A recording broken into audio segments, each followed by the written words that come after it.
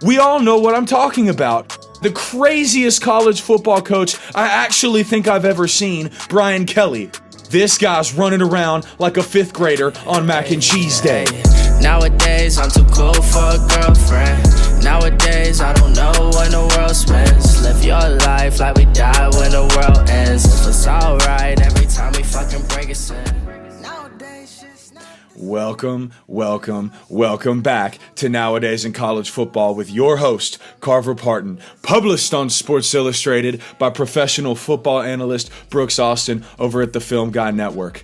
I love championship-level college football. I love watching it. I love studying it. And today, I cannot wait to share with you my thoughts on Week 3 of college football. It was absolutely crazy. We're going to be talking about the instant classic that went down in Knoxville, Tennessee, of course. We're going to cover the insane post-game presser that went down in the LSU-Florida game with head coach Brian Kelly, and even have our first ever schematic breakdown. But first, we got to talk to you about the biggest ACC matchup so far this year. It's the biggest week yet of Nowadays College Football with your host, Carver Partin. Let's get into episode 3, the usual suspects.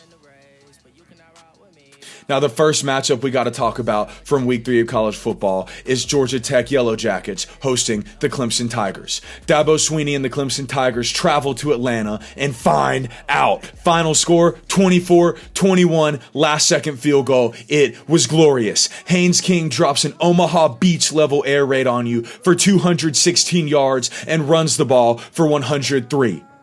The Texas A&M middle child just put up 300 yards on you alone. 300 yards. Buddy, this guy's running around like a fifth grader on Mac and Cheese Day. Cade Klubnik hands these guys the game with a slow start again that turns into a late first half fumble. Seemingly poised to drive down the field late in the fourth quarter, Klubnik throws an interception to Georgia Tech Omar Daniels, sealing their fate. Haynes King, you are a dude. You made yourself a household name in the world of college athletics last year when you went to 8 overtimes at the Georgia Bulldogs' home stadium. You single-handedly turned Georgia Tech from a dark horse to a bona fide playoff contender, in my opinion. And let's not forget, I picked you to go to the ACC championship before this season, and I have the receipts. But not only the playoffs, Georgia Tech, you are now my pick for America's team. Georgia Tech Yellow Jackets, you are my pick for America's team. If it was up to me, you ascend the ACC and the utter lack of culture displayed by such a weak conference. I vote that if all goes to plan, we kick off Tech versus Vandy at the end of the season and just call it America's Bowl. Winner goes to the playoffs. Now, ladies and gentlemen, I have for you not a hot take, but rather a take that I am hot about. Dabo. I am officially the first semi-professional college football analyst to place you on, drumroll please, the hot seat. Many have whispered the thought, but it's time to make it official, and I'll stand 10 toes down on this take. This season is already a failure. A failure! It is! You can't keep going into press conferences and telling me how Cade Klubnik is making the wrong decisions and that you're calling the right plays. It's past embarrassing. There are 3 stages that it takes to reach the end of an era. The shut up and show me phase, the coordinator fire, and then the ever-forsaken hot seat. These stages run in congruence with each other. It's a proven science. It happened to USC, it happened to Texas, and it happened to Florida. I firmly believe that at this point you have repeatedly failed to survive in this new NIL era of college football. Then, towards the end of the fall, you get a mainstream headline pinned to your forehead. Death Valley Jr. We all know what I'm talking about. By the craziest college football coach I actually think I've ever seen, Brian Kelly. But before we get to that, to me, the point where there's legend surrounding your dissension into booty hell, then the fat lady has sung. It's simply put, over. It's time to move on from Dabo Swinney, Clemson Tigers. Dabo Swinney, Clemson Tigers, Cade Klubnik, from playoff potential to unranked, from Heisman contender to laughingstock. You're cooked.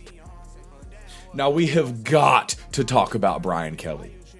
This guy is BANANAS, bananas. There's no other way around it. If you didn't catch it, number 3 LSU clings on to hope and squeaks out a 20-10 victory versus an atrocious Florida performance. They only scored 1 touchdown with their Heisman hopeful quarterback, Garrett Nussmeier, and field goaled their way to a boring victory at home.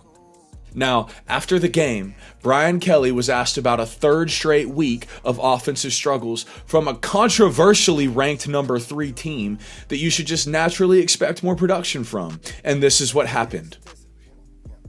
Dude goes off on the guy because they played to win the game, quote unquote. That's a top quality SEC win. And listen, man, I get that you're defending your team after a much needed win, but holy crap. The question was based off your performance.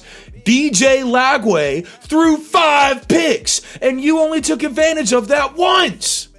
One touchdown at home off 5 picks. And now the second you lose because of another slow offensive performance, everybody, including me, is coming straight for your head. You set LSU on a pedestal for failure week after week after week, season after season after season, every time you are handed a microphone in a press conference. It's crazy. This guy's a walking headline and honestly is probably a better coach than he gets credit for, but he's so unlikable that you just can't root for these guys. For Florida, you need to listen to this. DJ Lagway is an absolute liability. And I freak you not, he was trying to hand LSU the football game. This is now 9 interceptions to only 2 touchdowns for him in just 3 games. He's got the hamstring thing that always gets these like twitchy quarterbacks. Think like RG3, Robert Griffin III from Baylor. If you remember him about 10 years ago, he had the hamstring thing. And you can almost never get over it. Billy Napier is 100% fired this season. Or by the end of it, I don't know. DJ Lagway is probably as disappointing of a 5-star quarterback as it could come. I'm going to have to stick him and Arch Manning at the bottom of the SEC quarterback rankings. And that's wildly unexpected, but it's just based off performance. Brian Kelly, I am now actively cheering for you at this point to keep saying this insane crap to people before you find your inevitable first loss of the season, because the media will have an absolute field day and I will just be driven more traffic to talk about your sorry ass. With that being said, Florida, DJ Lagway, Billy Napier, I hear they're hiring at Whole Foods because you're cooked. Now, finally, we have got to talk about the main event. Georgia at Tennessee.